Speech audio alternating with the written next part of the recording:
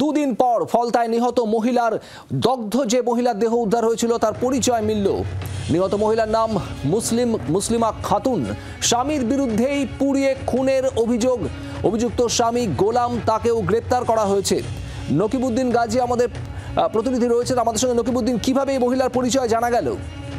দেখো শুভদীপ, তোমাকে বলে রাখি যে এই ফলতা থানার গোপালপুর গ্রাম পঞ্চায়েত এলাকার বুদা গ্রামে যে জ্বলন্ত খড়ের গাদার মধ্যে থেকে মহিলার মৃতদেহ উদ্ধার হওয়ার পরে সেটা নিয়েই কিন্তু তদন্ত শুরু করেছিল পুলিশ প্রশাসন। অবশেষে তার পরিচয় প্রথমে পাওয়া যাচ্ছিল না, তার পরিচয় মিলল। সেটা বিষ্ণুপুর থানার যে এলাকার ওই বাসিন্দা মুসলিমা খাতুন, এবং তার স্বামী তাকে এইভাবে পুড়িয়ে মারধর করে পুড়িয়ে মেরেছে বলে এমনটা অভিযোগ।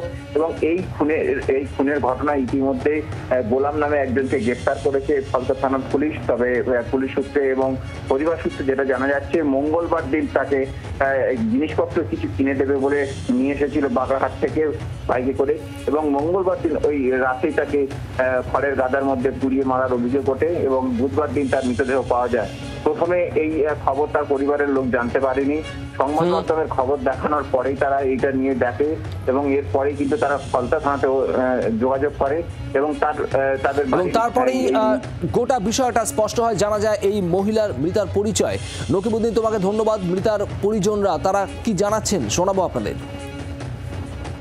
1.5 বছর থাকার পরেতে মেয়েটাকে আমাদের এই রমজান মাস বলে ওকে ডেকেছে বলেছে এসো তোমাকে কাপড় চোপড় কিনে দেবো বলে ওদের বাড়িতে নিয়ে যায়। তো ওই রাত্রেবেলা মঙ্গলবারেতে কি করেছে, ওকে মারধর করে মার্ডার করে ওকে পুড়িয়ে দিয়ে আবার আমাদের এলাকায় চলে এসছে যে আমি কোনো খুন করিনি। মেয়েটাকে এইভাবে যে মেরেছে, আমরা চাই এই মারের বদলে তার ফাঁসি হোক। যে বা যারা মেরেছে এর সঙ্গে যারাই আছে আমরা চাই ফাঁসি দেওয়া। বাংলার আওয়াজ, বাঙালির আবেগ, জি 24 ঘন্টা।